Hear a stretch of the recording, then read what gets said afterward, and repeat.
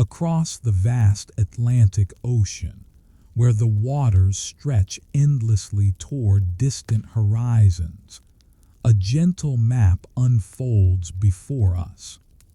The year is 1918, and somewhere between the warm harbors of Brazil and the familiar shores of Baltimore, a vessel carrying 309 souls prepares for a journey from which it will never return. No distress signal pierced the silence that followed.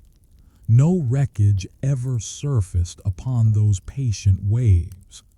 No explanation has endured across more than a century of careful searching. The USS Cyclops vanished completely, leaving behind only questions that drift upon the tide to this very day.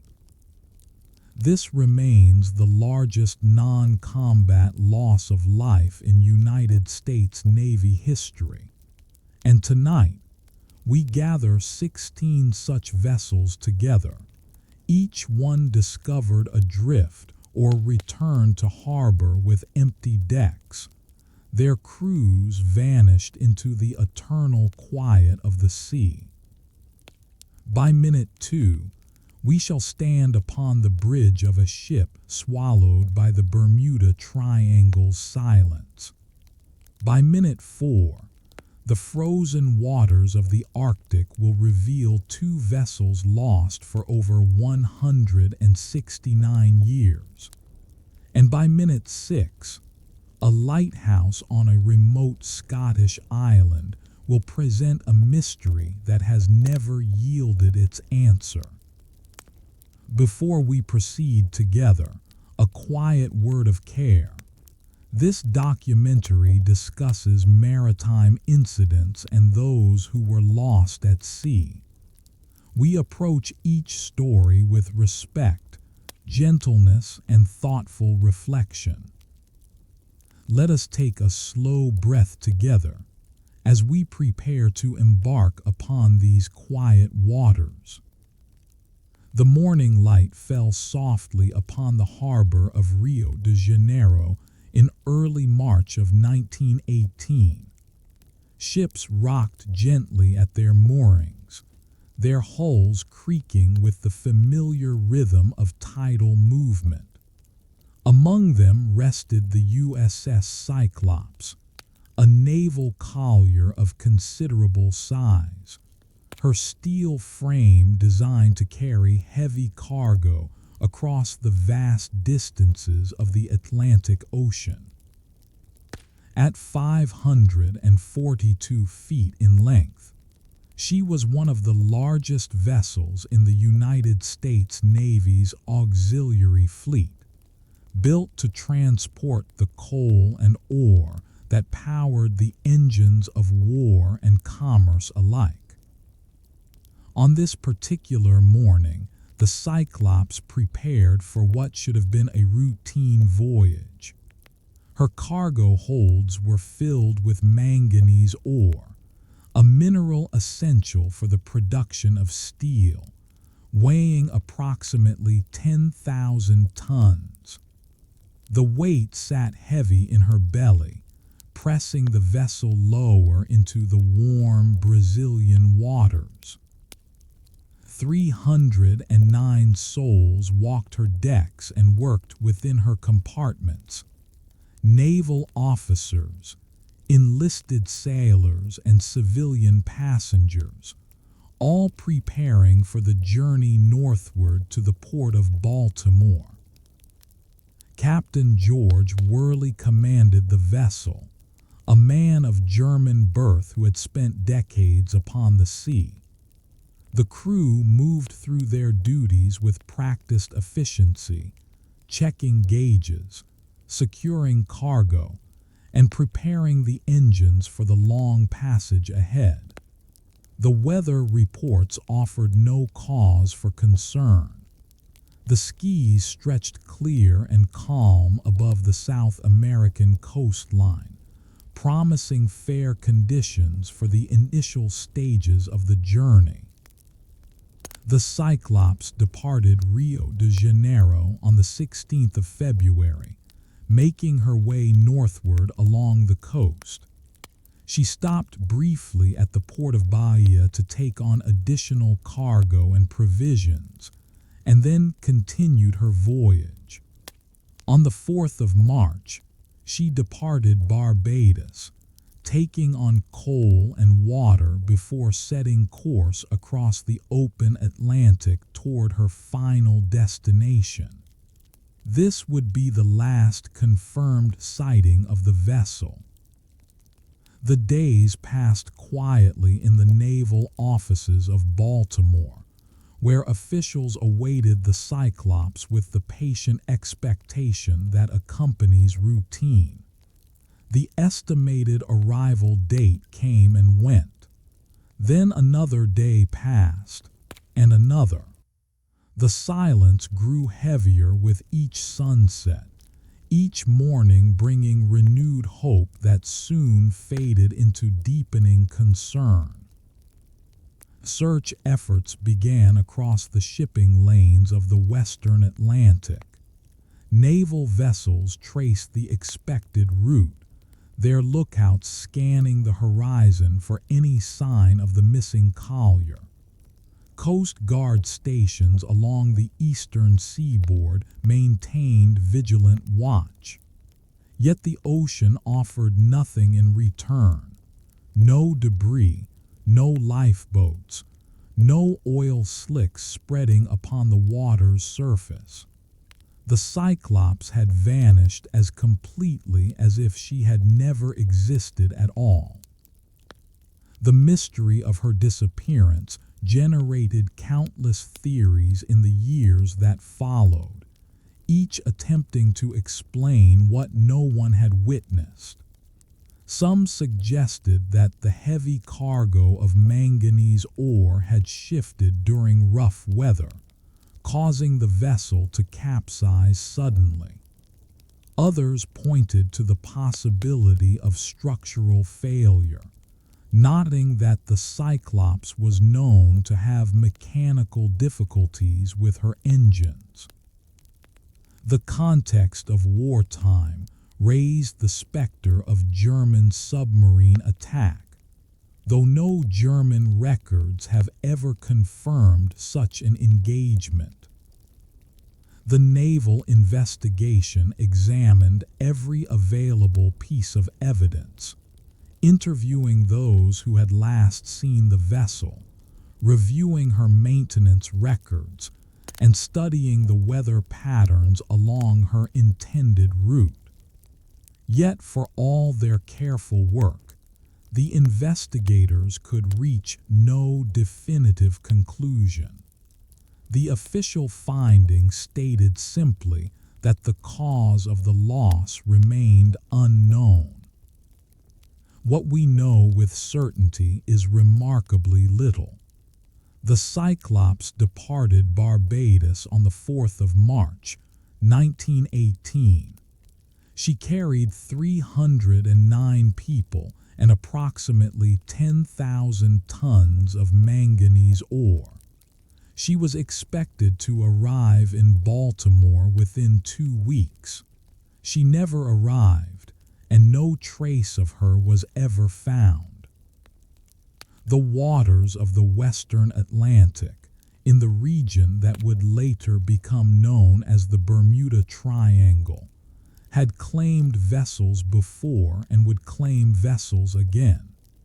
Yet the complete disappearance of such a large ship, without any distress signal or debris, remained exceptional even among maritime tragedies. The Cyclops became, and remains, the largest non-combat loss of life in the history of the United States Navy. In the decades that followed, the story of the Cyclops became woven into the broader mythology of the Bermuda Triangle, that region of ocean where ships and aircraft seemed to vanish with unsettling frequency. While many of these stories have been exaggerated or explained through careful investigation, the Cyclops resists such resolution. She remains genuinely and completely lost, her fate unknown, her crew's final hours unwitnessed. Modern researchers have continued to search for the wreck, employing sophisticated sonar technology and deep-sea exploration vessels. The ocean floor in the suspected area lies at considerable depth, and the search area spans thousands of square miles. To date, no confirmed discovery has been made, though the search continues with quiet persistence. Perhaps what haunts us most about the Cyclops is not the mystery itself, but the silence that surrounds it. 309 people set out upon a routine voyage, their thoughts turned toward home, toward the lives that awaited them in Baltimore and beyond. They vanished without a whisper, without a final message, without any indication of the fate that claimed them. The ocean accepted them into its depths and has kept its counsel ever since. We light a lantern in memory of those who sailed upon the Cyclops, its gentle glow a reminder that even the vastest mysteries cannot diminish the worth of those who were lost. Their names are recorded, their service remembered, and their absence felt across the generations that have followed. The waves continue their eternal rhythm, carrying our thoughts toward the next vessel waiting in the mist. The decade of the 1980s opened with an era of enormous cargo vessels, ships built to carry unprecedented quantities of raw materials across the world's oceans. Among these giants sailed the MV Derbyshire, a British ore-bowl coil carrier of remarkable size. At nearly 1,000 feet in length, she was the largest ship ever built in the United Kingdom, a testament to the engineering ambitions of her age. The Derbyshire had been constructed at the Swan Hunter shipyard on the River Tyne, her massive hull taking shape over months of careful labor. She was designed to carry iron ore, coal, and oil in vast quantities. Her cargo holds capable of swallowing the output of entire mines. When fully loaded, she displaced over 160,000 tons, a floating mountain of steel and cargo that rode low in the water as she traversed the shipping lanes of the world.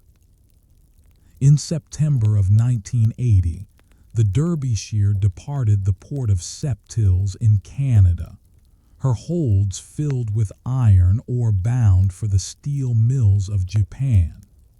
44 people sailed aboard her, officers, engineers, deck crew, and catering staff, all experienced in the rhythms of long ocean voyages. The vessel made her way across the Atlantic and through the Suez Canal, entering the waters of the Pacific for the final leg of her journey.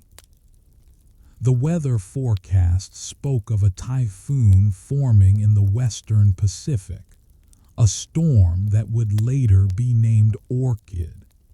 Such storms were not uncommon in these waters during the late summer months, and experienced captains routinely adjusted their courses to avoid the worst of the weather.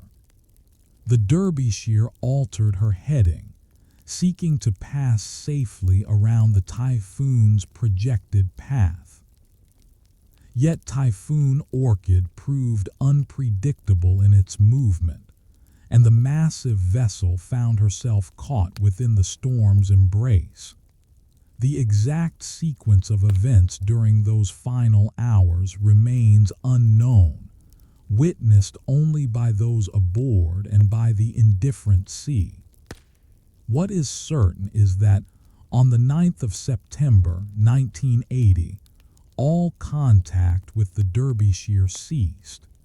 She had vanished from the ocean's surface without sending any distress signal. The days that followed brought desperate hope and deepening grief to the families waiting in England. Search aircraft flew patterns over the last known position, their crews scanning the vast emptiness of the Pacific for any sign of survivors or debris. Ships in the region diverted from their courses to assist in the search. Yet the ocean offered little, only scattered debris and a single damaged lifeboat, empty and silent upon the waves. The loss of the Derbyshire cast a long shadow over the British maritime community. 44 families had lost loved ones without explanation, without closure, without even the certainty of knowing what had befallen those they cherished.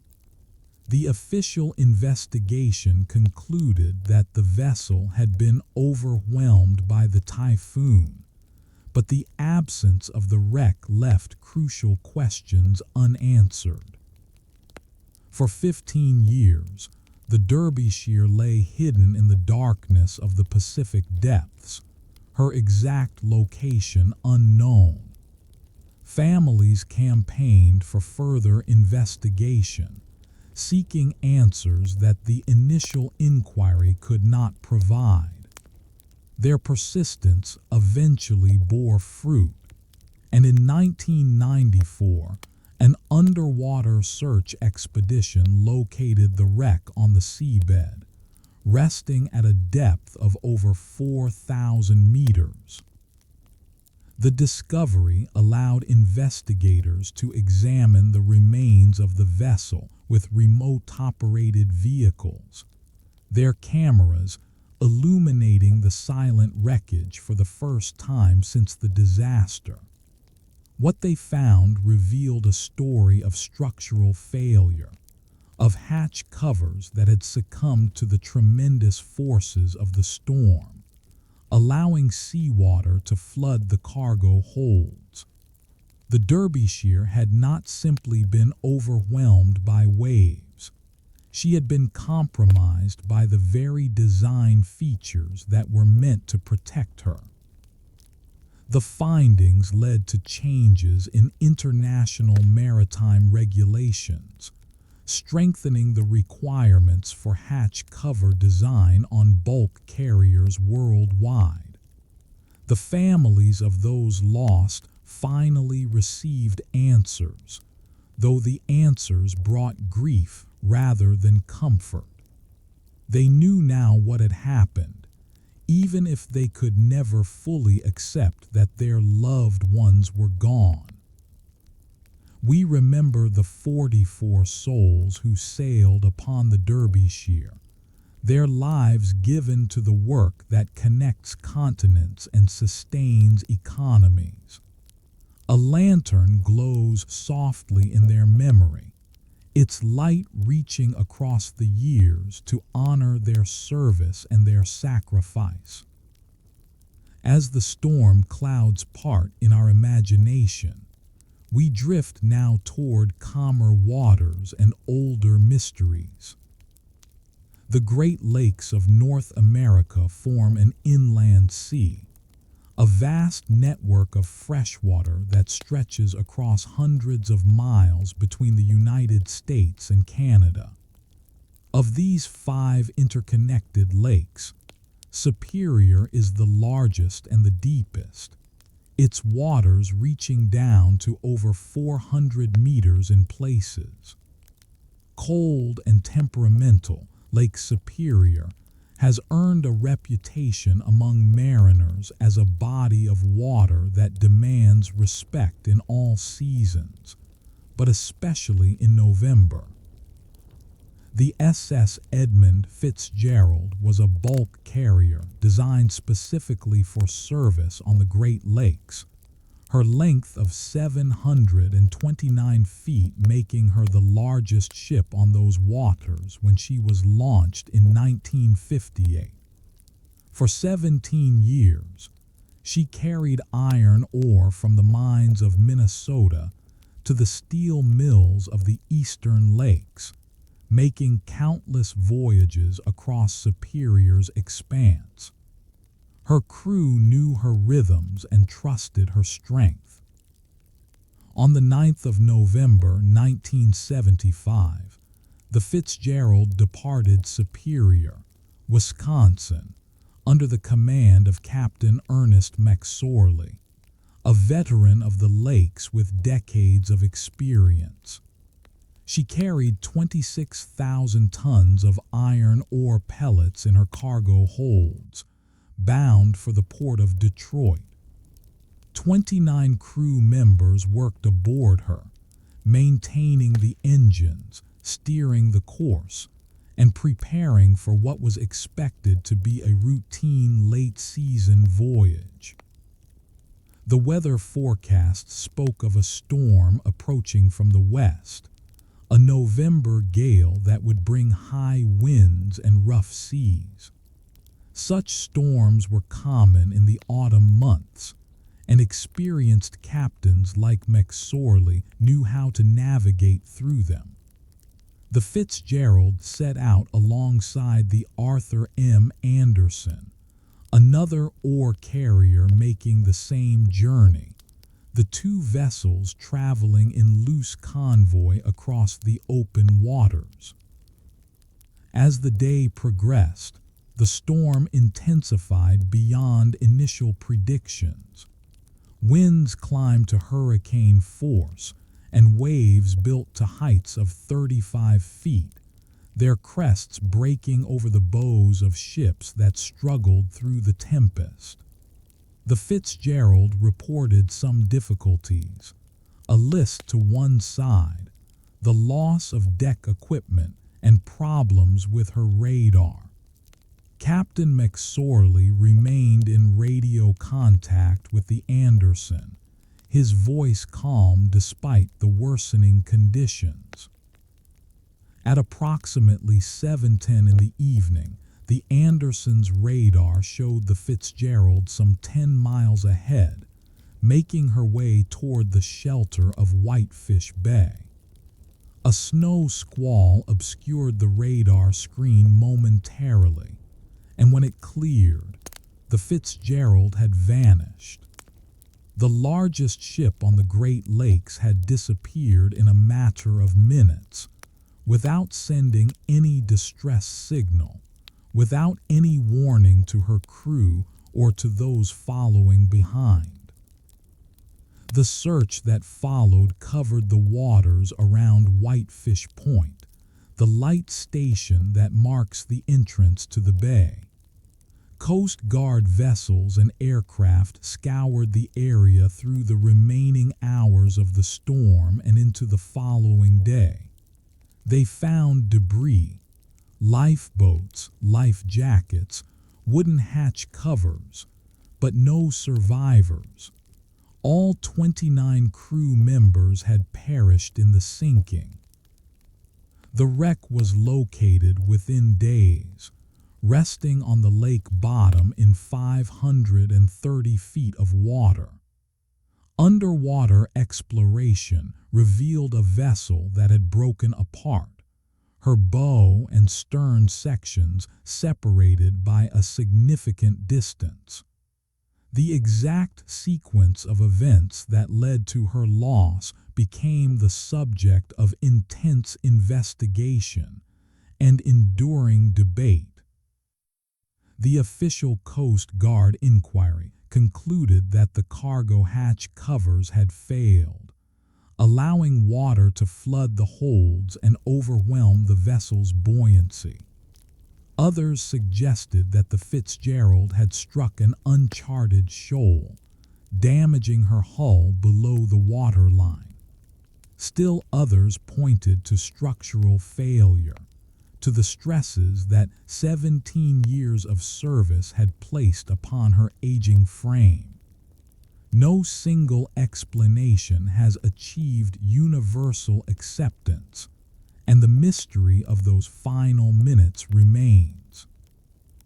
What transformed the Edmund Fitzgerald from a maritime tragedy into a cultural touchstone was the song that followed. In 1976, the singer Gordon Lightfoot released "The Wreck of the Edmund Fitzgerald," a ballad that told the story of the ship and her crew in haunting verses. The song reached audiences far beyond the Great Lakes region, carrying the names of the 29 lost sailors into the consciousness of a nation. Each November, memorial services are held at the Mariners' Church in Detroit and at other locations around the lakes.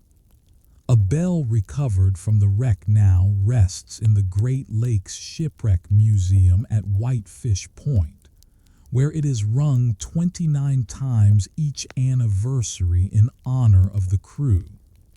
The names are read aloud, one by one, ensuring that those who perished are not forgotten.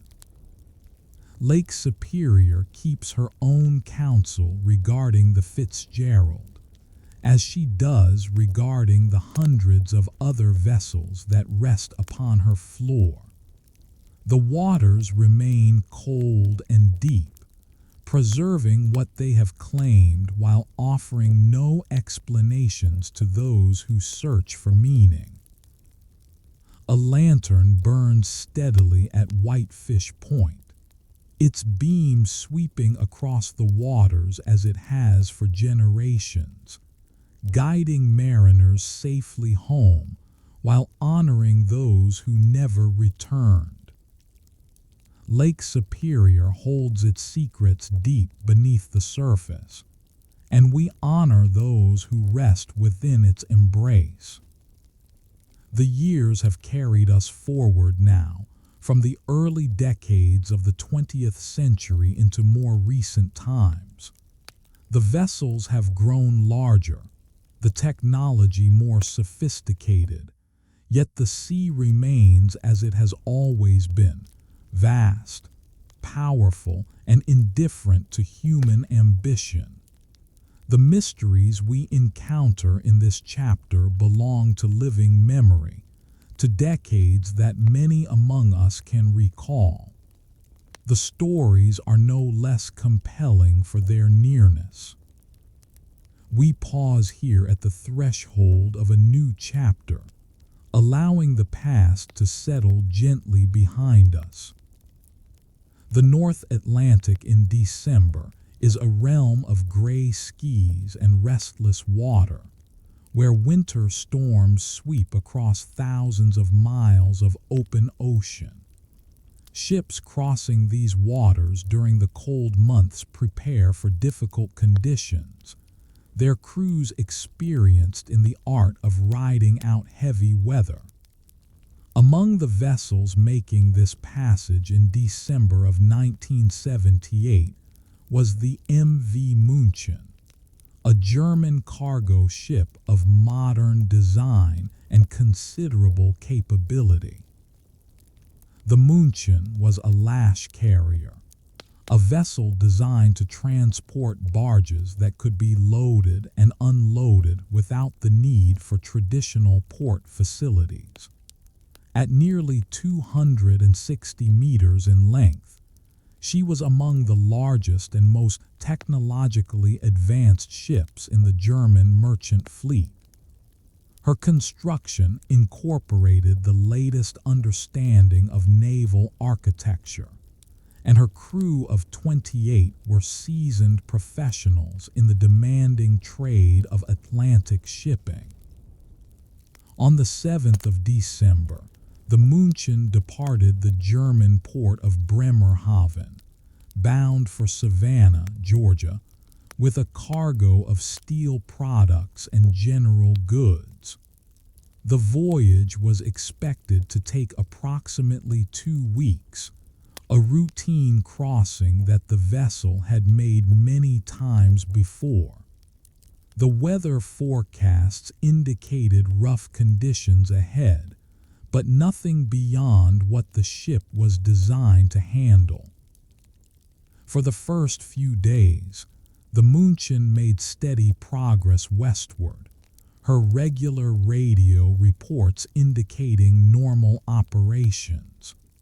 The crew went about their duties, maintaining the engines, monitoring the cargo, and keeping watch on the bridge as the gray Atlantic rolled beneath them. On the 11th of December, a routine position report placed the vessel approximately 500 miles north of the Azores. Then the silence began. On the 12th of December, the München failed to make her scheduled radio contact. The shipping company waited through the hours of that day and into the next, hopping for a delayed transmission that would explain the lapse. None came. Search and rescue operations commenced, with aircraft and vessels converging on the ship's last known position. The search covered thousands of square miles of ocean over the following days. What the searchers found was minimal and deeply troubling. A few pieces of debris, some personal effects, and a single lifeboat. The lifeboat told a story that investigators struggled to comprehend. It had been torn from its mounting position high on the ship's deck. The steel pins that secured it sheared clean away by tremendous force. Yet the lifeboat itself was relatively undamaged, and it had not been deployed by the crew. The condition of the lifeboat suggested that something had struck the München with extraordinary violence, something capable of reaching the uppermost deck of a large cargo vessel. The leading theory that emerged pointed toward a phenomenon that sailors had long described, but scientists had only recently begun to document: the rogue wave. Rogue waves, also known as freak waves or monster waves, are solitary walls of water that rise far higher than the surrounding sea state would predict. While ordinary storm waves might reach heights of 10 or 15 meters, rogue waves can exceed 30 meters, appearing with little warning and striking with devastating force. Ships that encounter such waves may be overwhelmed before they can even send a distress signal. The loss of the München contributed significantly to scientific understanding of rogue waves and their danger to shipping. In the decades that followed, satellite observations and wave monitoring systems confirmed that such waves occur more frequently than previously believed. Maritime safety regulations were strengthened, and ship designs were modified to better withstand extreme wave impacts. Yet for the families of the 28 crew members, these advances in understanding brought little comfort. Their loved ones were gone, lost to a phenomenon that remained largely invisible until it struck. No survivors were ever found, and the wreck of the München has never been located on the Atlantic floor. The lantern of memory burns for them in the harbors of Germany, where families still gather to remember those who sailed away and never returned. The Atlantic's vastness reminds us how small we are upon its surface, and how precious each vessel that finds its way home. The Mediterranean Sea carries a different quality of light than the Atlantic, its waters shimmering beneath southern skies in shades of azure and turquoise. The coastlines that embrace it have witnessed the passage of civilizations, the rise and fall of empires, and the endless commerce of humanity. Among these ancient waters, in the spring of 2006, a small yacht appeared that carried mysteries of a more modern kind. The Bel Amica was discovered drifting near the island of Sardinia, her sails hanging limp in the gentle Mediterranean breeze.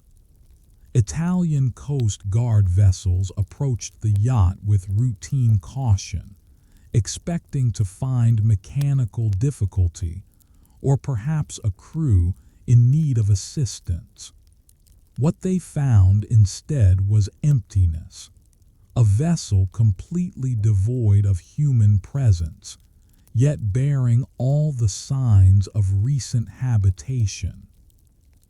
The yacht measured approximately 15 meters in length, a comfortable cruising vessel of the type that dotted the Mediterranean during the sailing season. Her construction was unremarkable, her equipment standard for recreational sailing. What drew attention was the flag she flew, the flag of Luxembourg, a landlocked country with no coastline and no significant maritime tradition. Upon boarding, investigators found the yacht's interior in orderly condition. Food remained in the galley, some of it still fresh enough to suggest that the crew had departed only recently. Personal belongings were scattered throughout the cabins, clothing and toiletries arranged as if the occupants intended to return at any moment. Most curious of all was a collection of Egyptian artifacts discovered aboard, ancient objects that seemed entirely out of place on a pleasure yacht. The investigation that followed uncovered more questions than answers. The yacht's registration proved difficult to trace, with records indicating ownership changes that led through a maze of shell companies and obscure jurisdictions. No crew manifest could be located, and no one came forward to claim the vessel or report missing persons. The Egyptian artifacts were examined by specialists, who confirmed their authenticity and their considerable value. Theories multiplied in the absence of facts. Some investigators suspected the Bel Amica had been involved in smuggling operations, perhaps transporting antiquities illegally removed from Egypt. Others suggested that the crew had abandoned the vessel to avoid detection, making their way to shore by some other means. Still others raised the possibility of foul play, of crew members who had met with harm upon the open water. The Mediterranean has long served as a route for illegal commerce of many kinds, and the possibility of smuggling could not be dismissed. Yet the abandonment of the yacht remained unexplained. Why would smugglers leave behind both their vessel and their valuable cargo? Why did no one ever claim the artifacts or the yacht itself? The Bel Amica was eventually seized by Italian authorities and disposed of through legal proceedings. The artifacts were transferred to appropriate authorities for study and potential repatriation to Egypt. The crew, whoever they were, wherever they came from, whatever their purpose upon those ancient waters, were never identified. A lantern of curiosity still glows when we consider the Bel Amica, its light illuminating a mystery that belongs to our own time, yet remains as impenetrable as those of centuries past. The warm Mediterranean waters have witnessed countless journeys, and this vessel's story remains unfinished. The waters surrounding New Zealand possess a clarity and beauty that draw visitors from around the world. The Bay of Plenty, on the country's North Island, takes its name from the abundance of marine life and resources that Captain James Cook observed there in 1769. In the modern era, these waters serve both tourism and commerce, with cargo vessels passing through on their way to the ports of Tauranga and Auckland. On the 5th of October, 2011, the MV Rena, a container ship flying the Liberian flag, approached Tauranga in the early hours of the morning.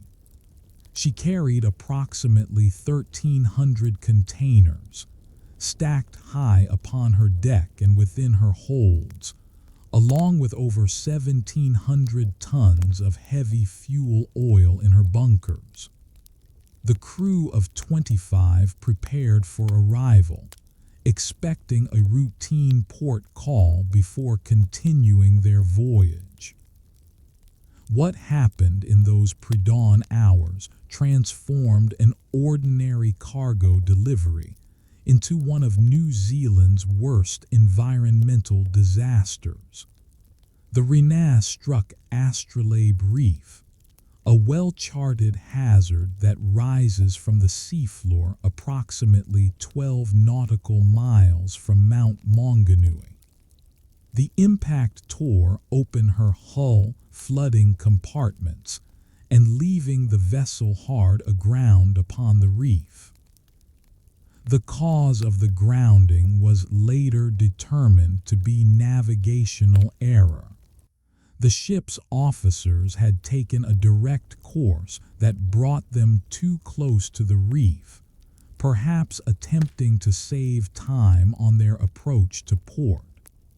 The consequences of this decision would unfold over the following weeks and months.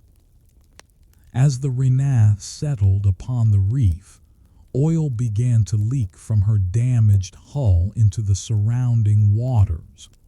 The slick spread across the surface, carried by wind and current toward the beaches of the Bay of Plenty.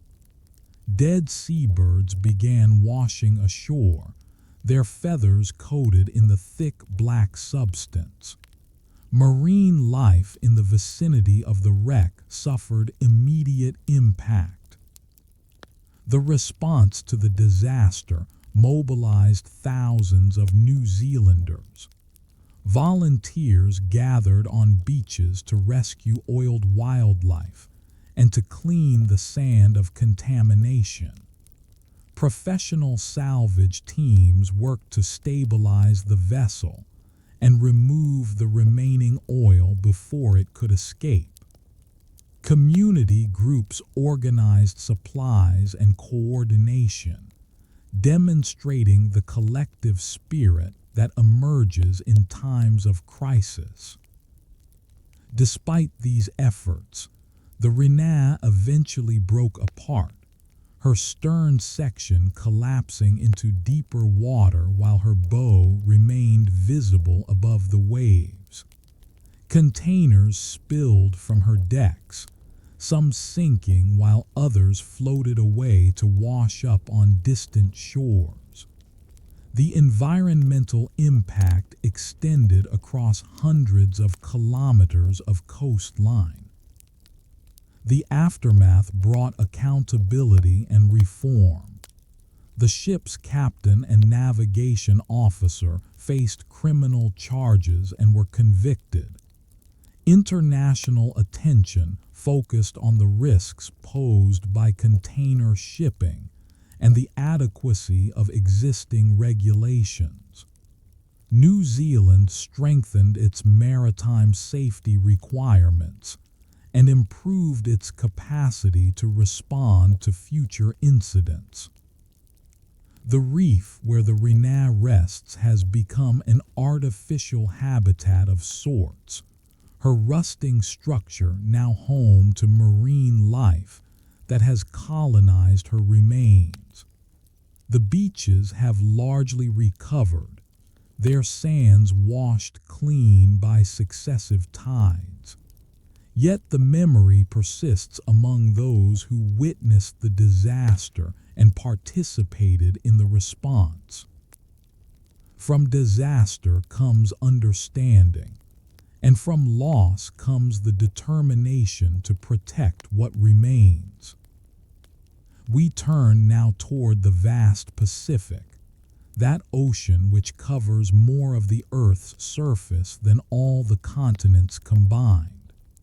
Its waters have carried countless vessels across distances that strain human comprehension, from the earliest Polynesian navigators to the modern container ships that connect the economies of the world.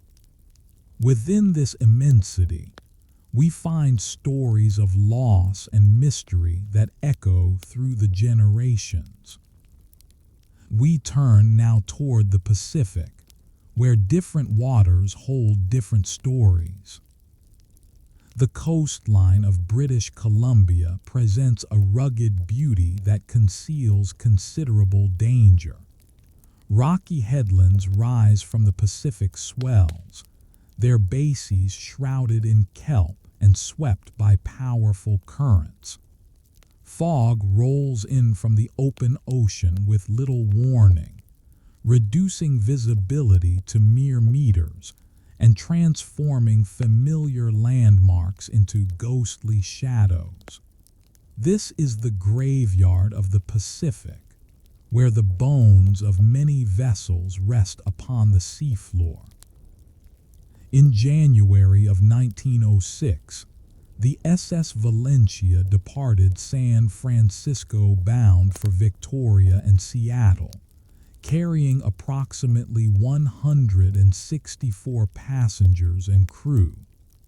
She was an iron-hulled steamship of modest size, built for coastal passenger service along the Pacific coast.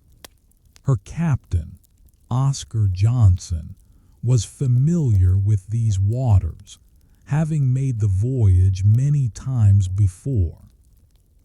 The journey northward proceeded normally until the Valencia approached the entrance to the Strait of Juan de Fuca, the passage that leads to the protected waters of Puget Sound. Here the combination of fog, strong currents, and navigational uncertainty conspired against the vessel. In the early hours of January 22nd, the Valencia struck a reef near Pashina Point on the western coast of Vancouver Island, approximately 200 miles north of her intended course. The impact tore open her hull, and the cold Pacific waters began flooding her compartments. The ship settled against the rocks, held in place by the reef while waves broke over her decks.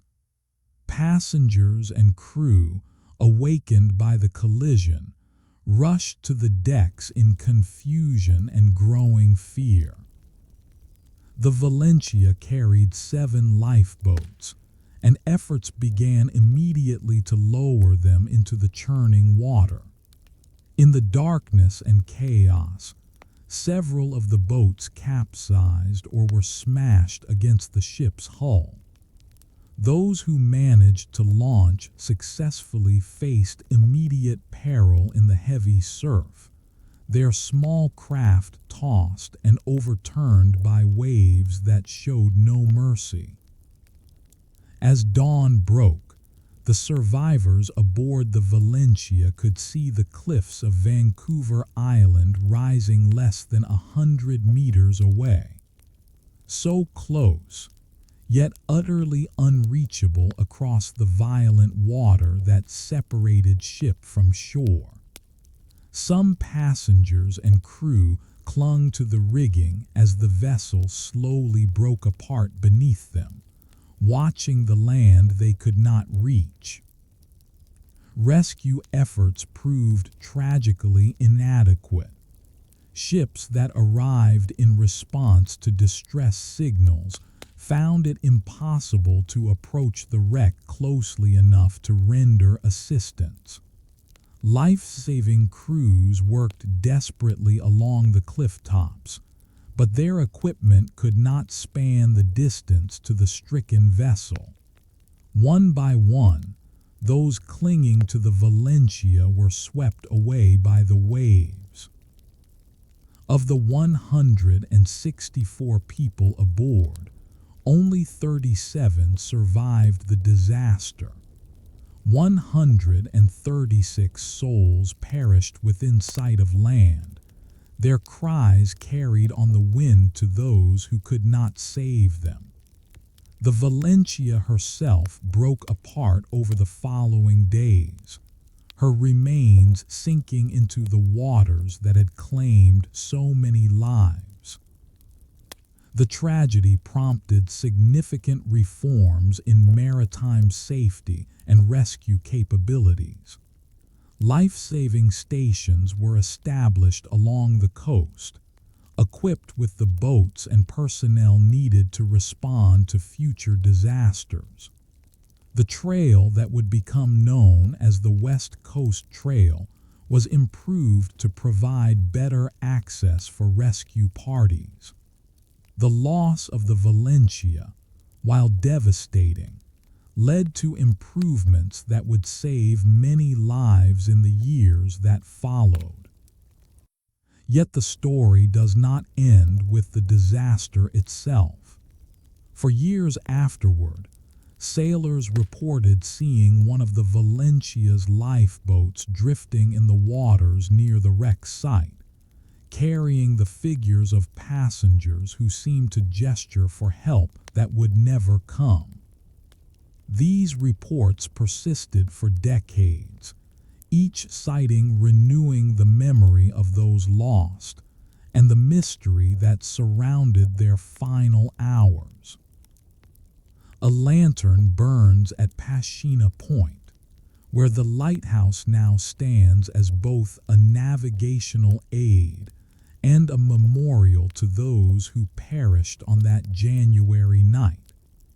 Its beam sweeps across the waters that took so many, offering guidance to those who follow and remembrance of those who were lost. The Pacific Northwest fog carries memories of those who sought the shore and found only silence. In the Outer Hebrides of Scotland, far from the mainland and exposed to the full fury of the Atlantic, a small group of islands rises from the sea. The Flannan Isles, also known as the Seven Hunters, have no permanent inhabitants, only seabirds, the wind, and since 1899, a lighthouse built to guide ships safely past these remote rocks. The lighthouse on Eilean Moor, the largest of the Flannan Isles, was completed after years of difficult construction. Every building material, every piece of equipment, Every provision for the keepers had to be transported by boat and hauled up the steep cliffs by crane. The men who served there endured isolation that most could not imagine. Their only connection to the outside world the relief vessels that called every 2 weeks to bring supplies and rotate personnel. In December of 1900, 3 keepers tended the light: Thomas Marshall, James Duckett, and Donald MacArthur.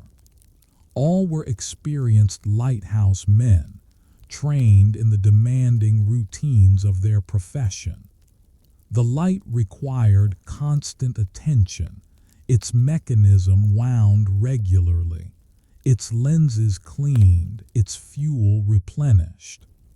The keepers worked in shifts around the clock, ensuring that the beam never faltered in its guidance to passing ships.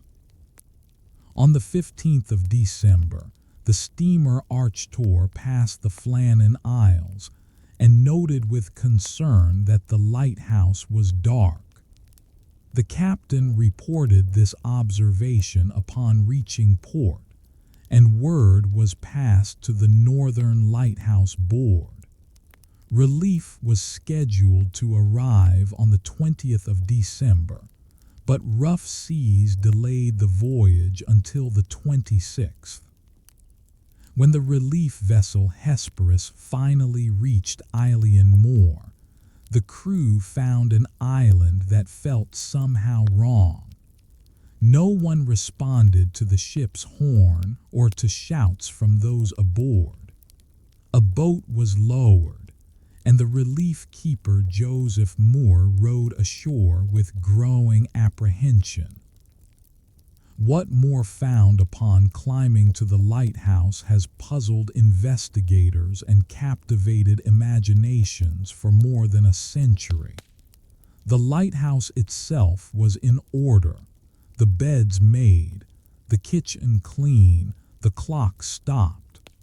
A half-eaten meal sat upon the table, as if the keepers had been interrupted and had meant to return momentarily. The lamps were cleaned and ready, the oil fountains filled. Yet the 3 keepers were nowhere to be found.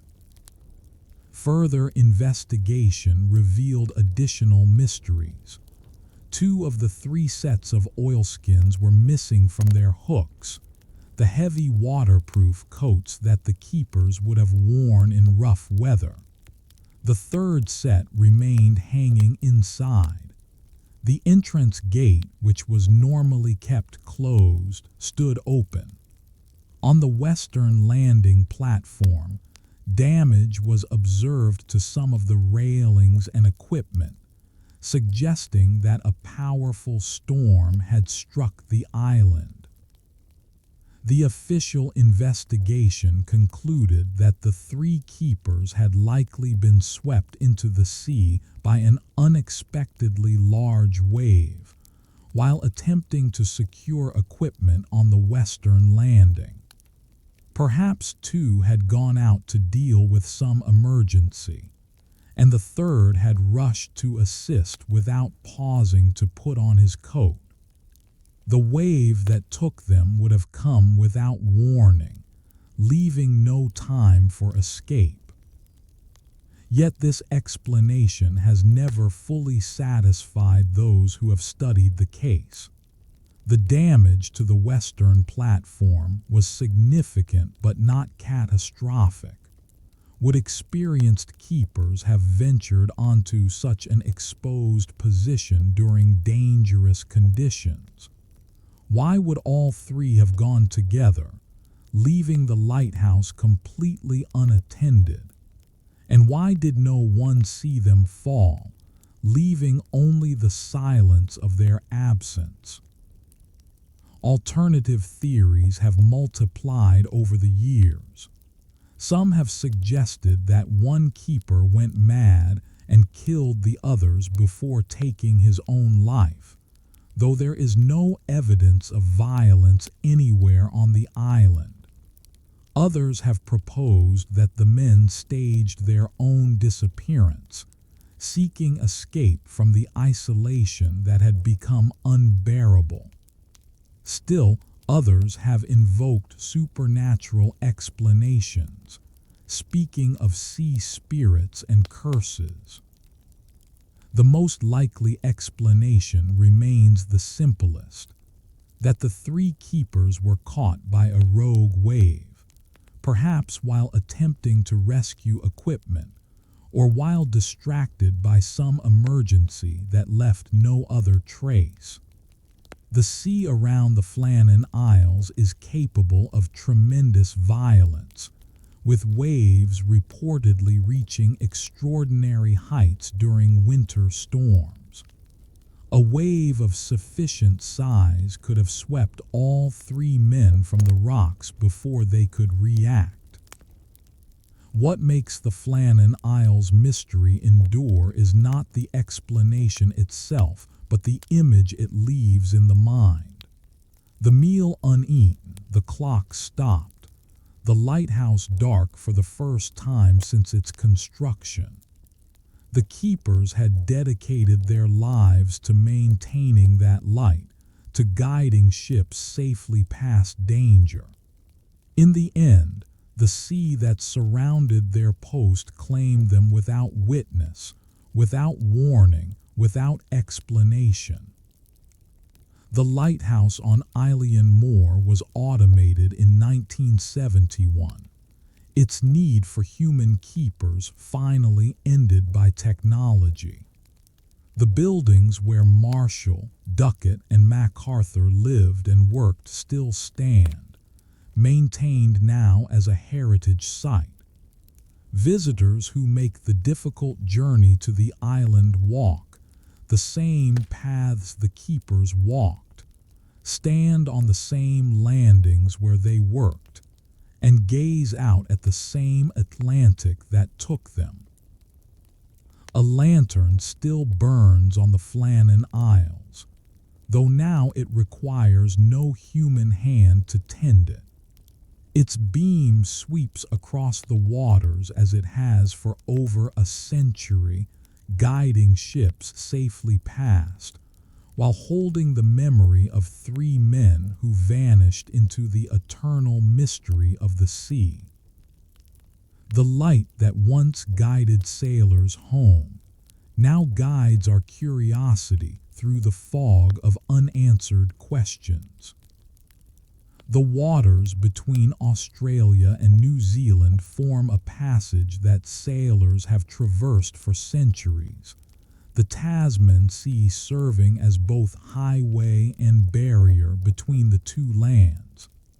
Ships making this crossing have faced unpredictable weather, strong currents, and the isolation that comes from traveling far from any coast.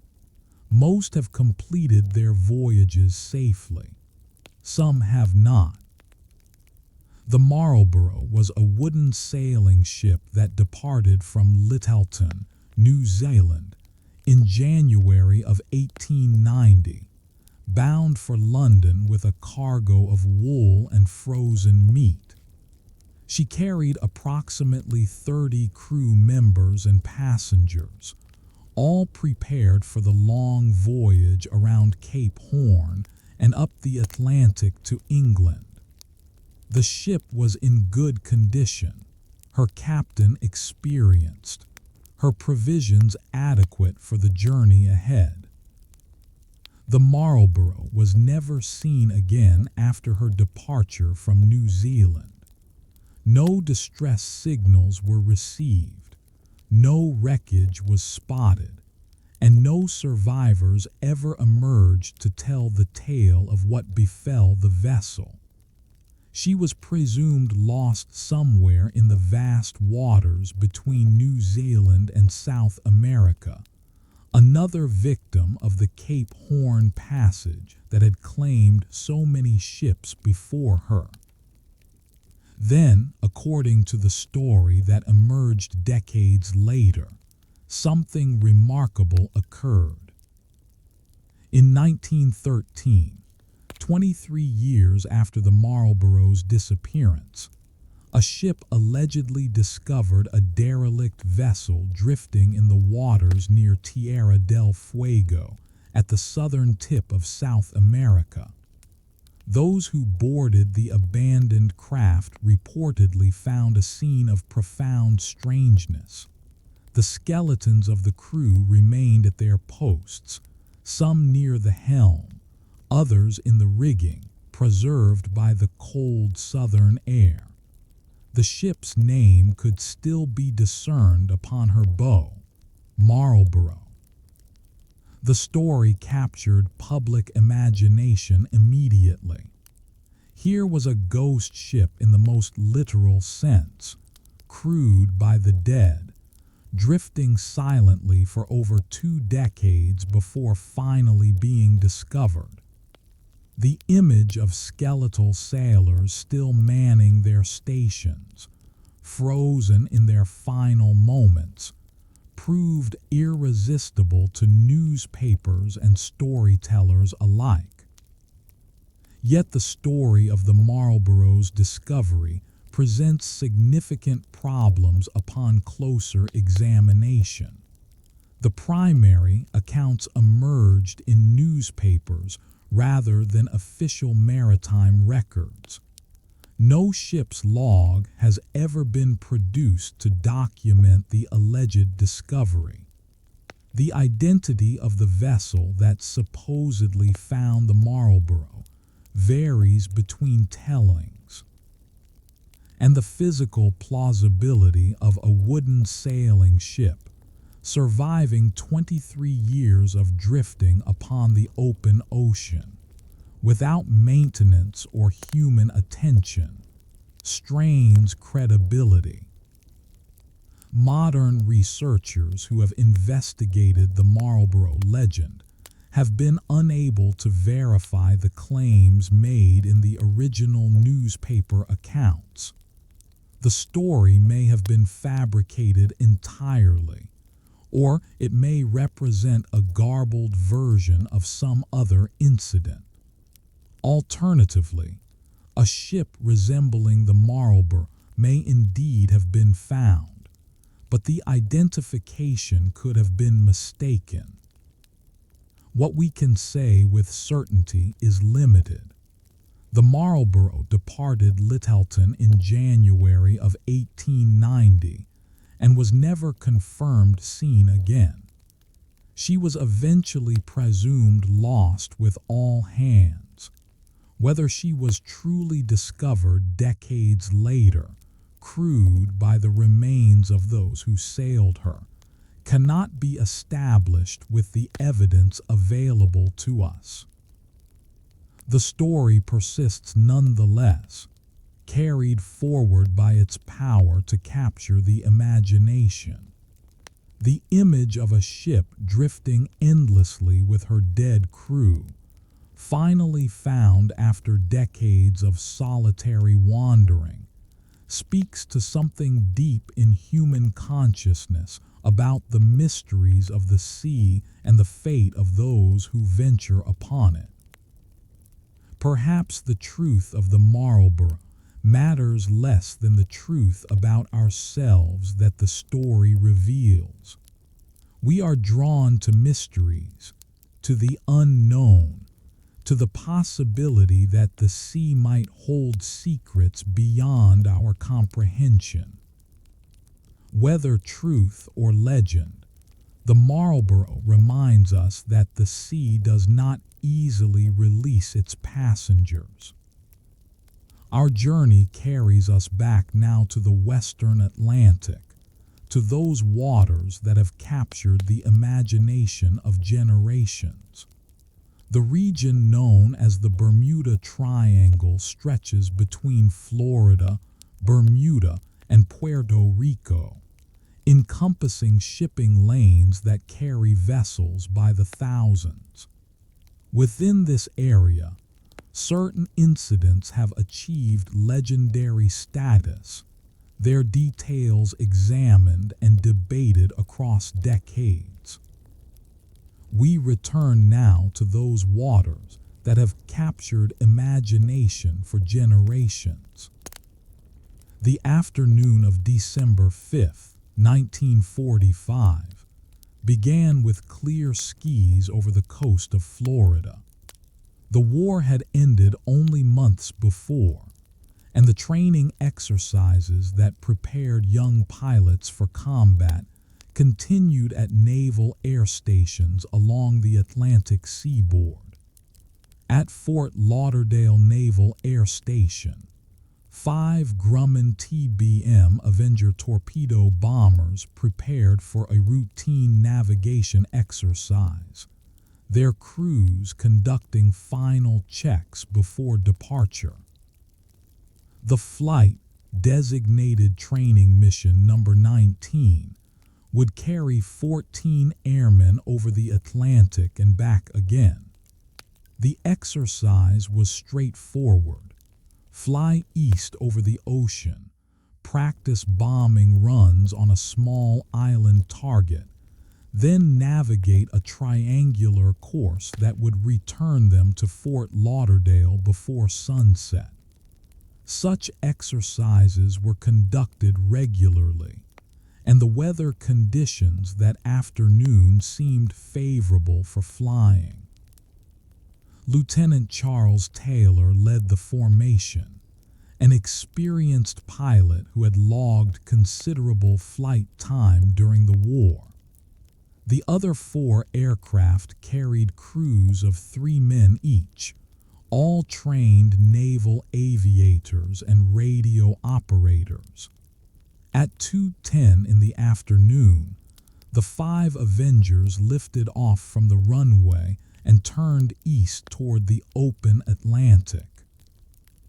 The first portion of the exercise proceeded according to plan. The aircraft reached their target area, conducted their practice bombing runs, and began the navigational portion of the flight. It was during this phase that something went wrong, something that has never been fully explained. Radio transmissions from Flight 19, picked up by ground stations and other aircraft, revealed growing confusion among the pilots. Lieutenant Taylor reported that his compasses appeared to be malfunctioning, giving readings that contradicted his observations. He believed he was somewhere over the Florida Keys, far from the position his flight plan indicated. Other pilots in the formation disagreed, their own navigation suggesting a different location entirely. The transmissions continued over the following hours, painting a picture of increasing disorientation. Taylor struggled to determine which direction would lead the flight back to land. Some transmissions suggested the pilots could see islands below them. Others indicated they were over open ocean with no landmarks visible. The sun began its descent toward the western horizon, and still the 5 Avengers circled in uncertainty. Ground controllers attempted to provide guidance, but radio conditions were poor, with static and interference making communication difficult. At one point, Taylor was heard instructing his flight to fly west, toward the setting sun, which should have led them back to Florida. Later transmissions suggested the flight had turned in a different direction entirely. The last confirmed radio contact with Flight 19 came at approximately 7:04 in the evening, more than 5 hours after departure. By this time, darkness had fallen over the Atlantic, and the aircraft would have been running low on fuel. The final fragments of transmission were garbled and indistinct, leaving those listening on the ground with nothing but silence. Search and rescue operations commenced immediately, with aircraft and vessels dispatched to scour the area where Flight 19 was believed to have gone down. Among the search aircraft was a PBM Mariner flying boat, a large patrol plane designed for long-range operations over water. The Mariner carried a crew of 13 and departed from Banana River Naval Air Station to join the search. The Mariner never returned. At approximately 7:50 in the evening, a ship in the area reported seeing an explosion in the sky and subsequently observed flames on the water's surface. The position corresponded approximately to the Mariner's intended search area. Despite extensive efforts, no survivors or wreckage from the Mariner were ever recovered. In total, 27 men vanished that December evening, 14 aboard the 5 Avengers of Flight 19 and 13 aboard the search aircraft that went to find them. The loss prompted one of the largest air and sea searches in history, covering hundreds of thousands of square miles of ocean and coastline. Not a single body, life raft, or piece of confirmed wreckage was ever found. The investigation that followed produced no definitive explanation for what had happened to Flight 19. The most likely scenario involved navigational error, compounded by deteriorating weather and failing radio communications. Lieutenant Taylor may have become convinced that he was over the Gulf of Mexico rather than the Atlantic, leading him to fly the formation in the wrong direction until their fuel was exhausted. The Mariner, with its known tendency to leak fuel vapors, may have suffered an internal explosion. Yet these explanations, while plausible, remain incomplete. Why did Taylor's compasses fail? Why did the experienced pilot become so disoriented? Why was no wreckage ever found from any of the 6 aircraft? The questions multiply with each examination of the evidence. The loss of Flight 19 became foundational to the mythology of the Bermuda Triangle, that region of the western Atlantic where ships and aircraft seem to vanish with disturbing frequency. While many triangle incidents have been explained or debunked, Flight 19 resists such resolution. Something happened that December afternoon that we do not fully understand.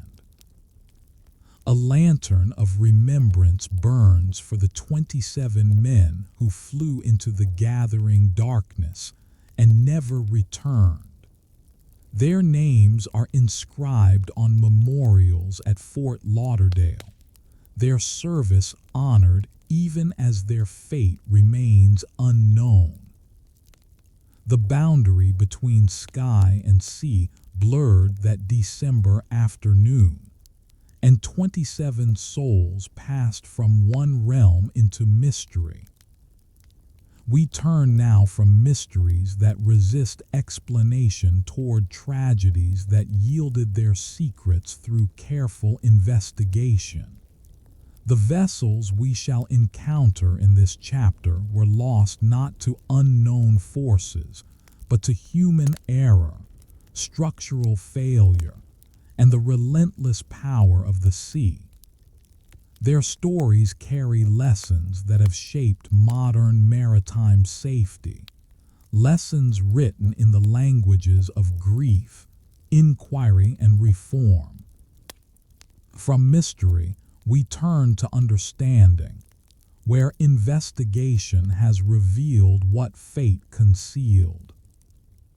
The island of Giglio rises from the Tyrrhenian Sea off the coast of Tuscany, a small jewel of Italian maritime culture where fishing boats share the harbor with pleasure craft and ferries. On the evening of January 13th, 2012, the waters around Giglio hosted a visitor of far greater size than usual. The Costa Concordia, a cruise ship carrying over 4,000 passengers and crew on a Mediterranean voyage.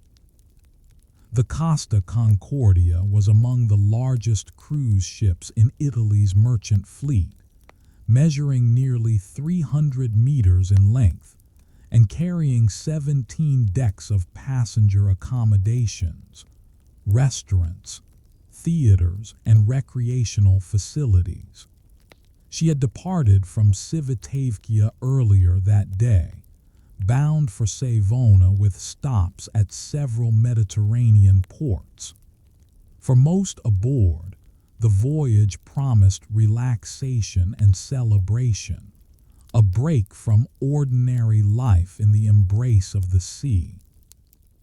Captain Francesco Schettino commanded the vessel, an officer with years of experience in the cruise industry.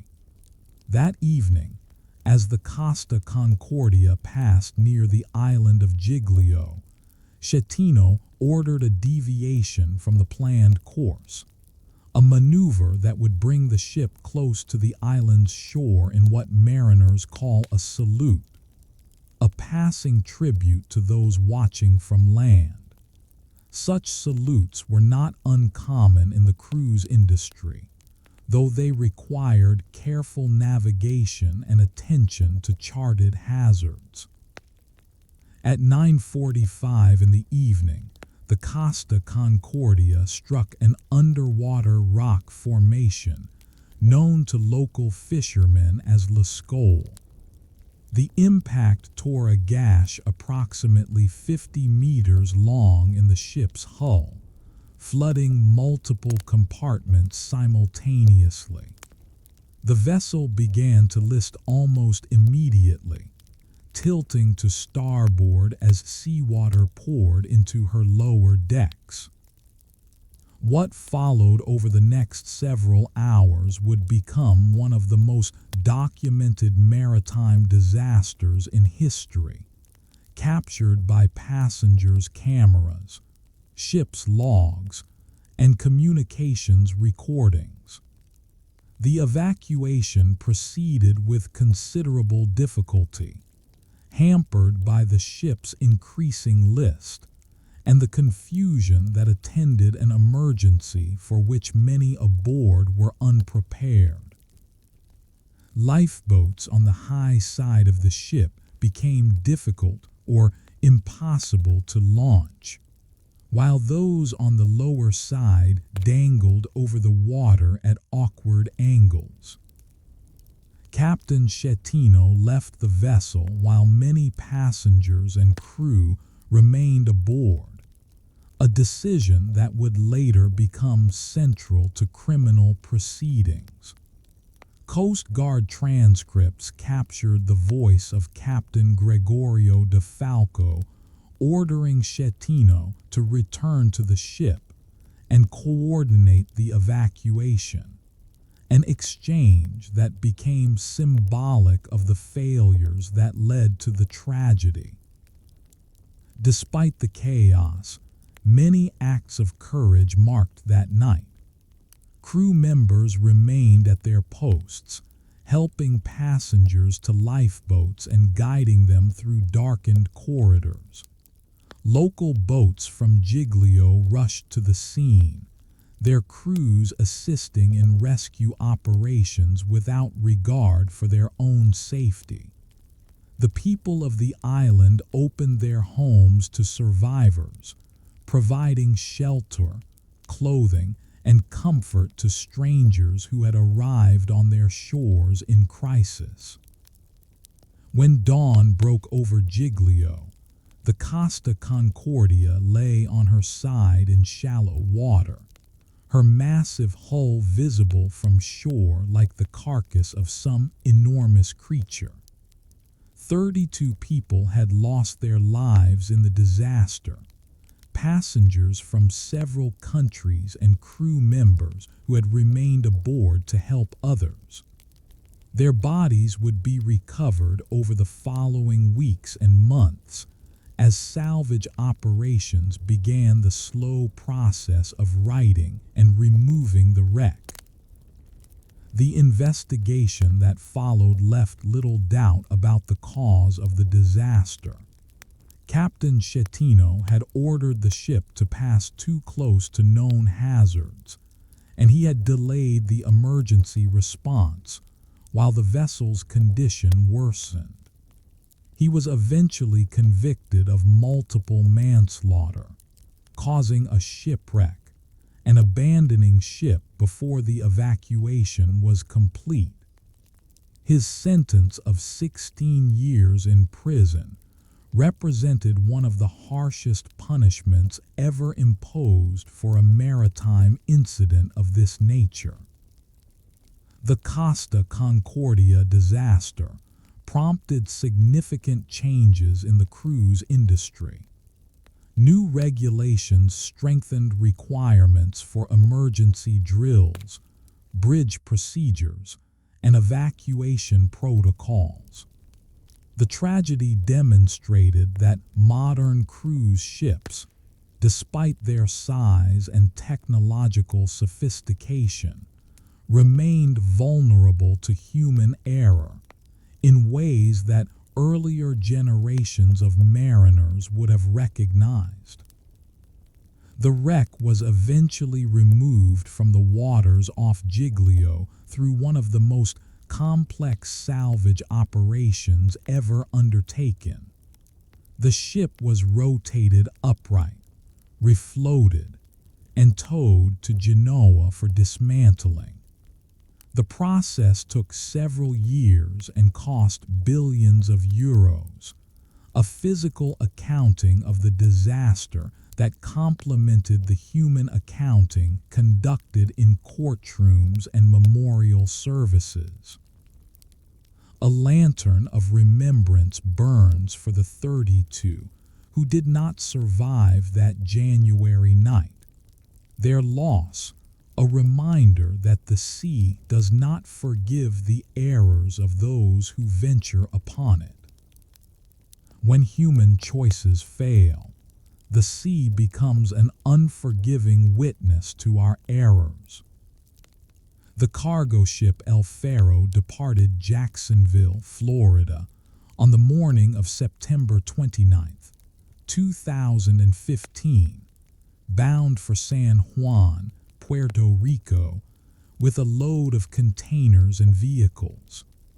She was a roll-on, roll-off vessel, designed to carry cargo that could be driven aboard and driven off again, automobiles, trucks, trailers, and the like.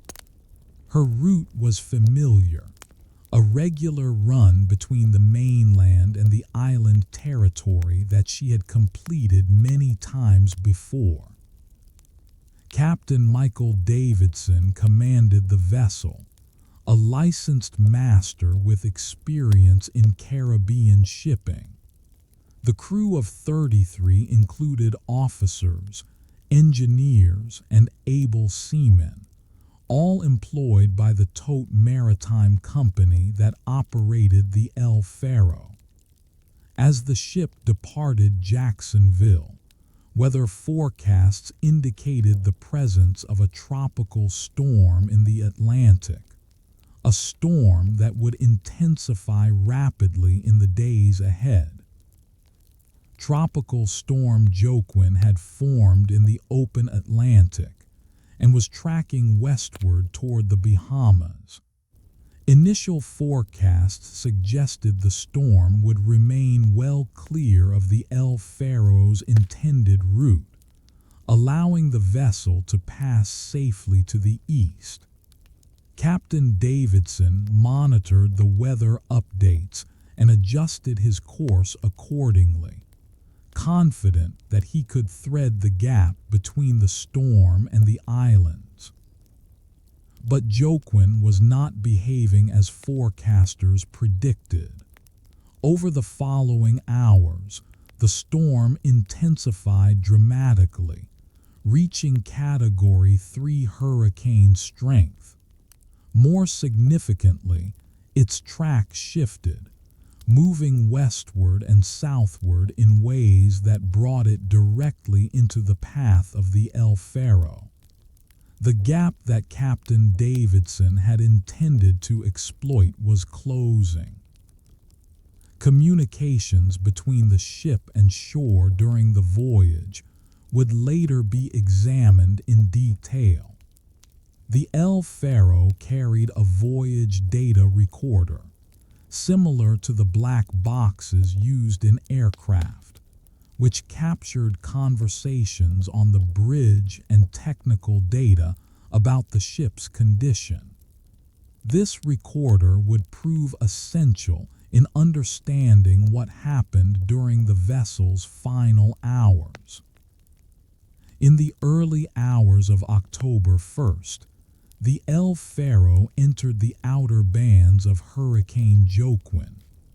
Wind and waves increased steadily, and the ship began taking on a list that concerned the officers on watch. Reports were made to Captain Davidson, who had gone below to rest, and discussions occurred about whether to alter course or attempt to ride out the weather. The decision was made to continue toward Puerto Rico rather than turn back or seek shelter. This decision, examined repeatedly in subsequent investigations, reflected a calculation about the relative risks of each option. Captain Davidson believed the ship could handle the conditions, that the worst of the storm would pass to the north, and that turning back would delay the voyage significantly. He was wrong. By the morning of October 1st, the El Faro was caught in hurricane conditions that exceeded anything the vessel could withstand. The list worsened as water entered compartments that should have remained dry. The main engine lost power, leaving the ship unable to maintain headway into the waves. Without propulsion, the El Faro lay broadside to the storm, exposed to the full fury of wind and water. The voyage data recorder captured the final moments on the bridge. Officers can be heard discussing the worsening conditions, attempting to restore power, and ultimately recognizing that the ship was lost. The last transmission, a distress call sent just after 7 in the morning, reported the vessel was taking on water and listing severely. Then silence. The El Faro sank in approximately 15,000 feet of water, taking all 33 crew members with her. Despite extensive search operations, only one body was ever recovered. The voyage data recorder was eventually located and retrieved from the ocean floor, its contents providing investigators with a detailed account of the decisions and events that led to the disaster. The Marine Board of Investigation conducted one of the most thorough inquiries in Coast Guard history. The findings pointed to multiple failures, Captain Davidson's decision to sail toward the hurricane rather than away from it, the company's inadequate weather routing systems, and the age and condition of the vessel herself. The El Faro was over 40 years old, and questions were raised about her ability to withstand severe weather conditions. The families of the 33 crew members waited through days of uncertainty before learning that their loved ones would not return. The loss of the El Faro represented the worst maritime disaster involving an American vessel in decades, a tragedy that prompted significant reforms in cargo ship safety regulations. A lantern burns for those who sailed aboard the El Faro, their courage evident even in the recorded voices of those who faced the storm knowing they could not escape it. The voice recorder captured final moments of courage, and from those recordings, others may find safer passage. The Stellar Daisy was a very large ore carrier, a vessel designed to transport iron ore in quantities that would have seemed impossible to earlier generations of mariners. Converted from an oil tanker, she measured over 300 meters in length and could carry approximately 260,000 tons of cargo when fully loaded. Ships of her type formed the backbone of global industrial supply chains, carrying raw materials from mines to mills across the world's oceans. On March 31st, 2017, the Stellar Daisy departed the port of Ilha Guaíba in Brazil, her holds filled with iron ore bound for China. 24 crew members sailed aboard her, officers and ratings from the Philippines and South Korea, all experienced in the demanding work of operating bulk carriers on long ocean voyages. The voyage ahead would take approximately 40 days, crossing the South Atlantic and Indian Oceans before reaching their destination. 2 days into the voyage, while the Stellar Daisy was still in the South Atlantic approximately 1,000 nautical miles from the coast of Uruguay, something went catastrophically wrong. At midday on April 2nd, the vessel's captain sent a text message indicating that the ship was taking on water and experiencing difficulty. Shortly thereafter, the automatic identification system that tracked the vessel's position stopped transmitting. Search and rescue operations were launched immediately, coordinated among the maritime authorities of Brazil, Uruguay, and South Africa. Aircraft and vessels converged on the Stellar Daisy's last known position, searching through the gray Atlantic waters for any sign of survivors or wreckage. What they found was minimal: life jackets, life rings, and a single damaged lifeboat. 2 survivors were recovered from the water, Filipino crew members who had managed to escape as the vessel sank beneath them. Their testimony would prove essential in understanding what had happened during those final desperate minutes. The survivors described a sudden and catastrophic failure of the ship's hull. Water flooded the cargo holds with alarming speed, and the Stellar Daisy began settling by the stern almost immediately. There was no time for an organized evacuation, no opportunity to launch lifeboats or activate emergency systems. Within minutes, the vessel had slipped beneath the surface of the South Atlantic, taking 22 of her crew with her.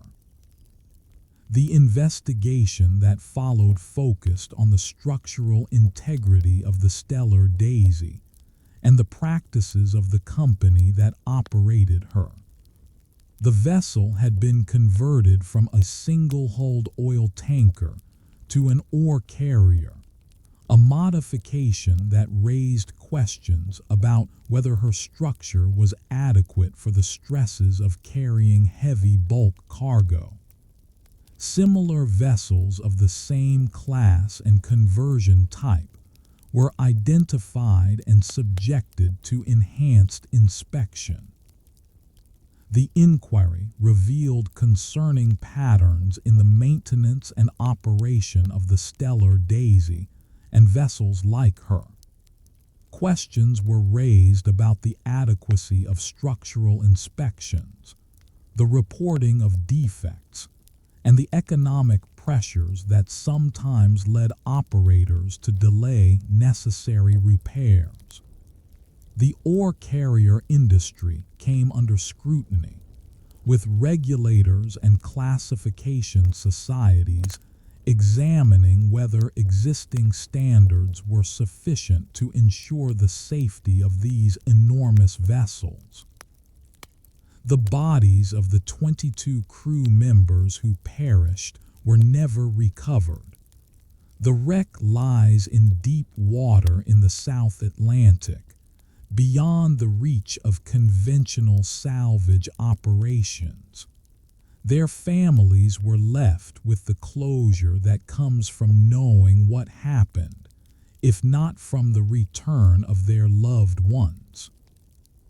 The loss of the Stellar Daisy prompted significant changes in the inspection and regulation of bulk carriers worldwide.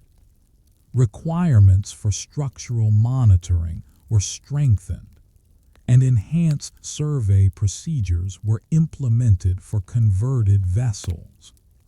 The tragedy demonstrated that even the largest and most modern ships remain vulnerable to the fundamental forces of the sea and the consequences of inadequate maintenance. A lantern of memory burns for the 22 who rest in the depths of the South Atlantic, and for the 2 survivors who carried their story back to the world. 2 souls survived to tell what the depths would have hidden forever. We journey now into the deeper reaches of maritime history, where the vessels we encounter sailed before modern technology could record their fates or preserve their stories. These ships belong to ages when wooden hulls carried explorers across uncharted waters, when sails caught winds that might blow toward discovery or disaster. Their mysteries have aged like ancient manuscripts, the truth obscured but not erased by the passage of generations. We journey now into deeper history, where mysteries have aged like fine wine. In the summer of 1816, a French naval frigate named La Méduse departed the port of Rochefort, bound for the colony of Senegal on the western coast of Africa. She led a small convoy of vessels carrying soldiers, sailors, and colonial administrators to re-establish French authority in territories that had changed hands during the Napoleonic Wars. The voyage was expected to be routine, a coastal passage along the Atlantic seaboard of Europe and Africa that French ships had made countless times before. The Magus carried approximately 400 people, a mix of naval personnel, soldiers, and civilians. Her captain, Hugues Dury de Chaumeries, was a nobleman who had not commanded a ship in over 20 years, a political appointee whose connections had secured him a position for which he was manifestly unsuited. This choice would prove catastrophic in the days ahead.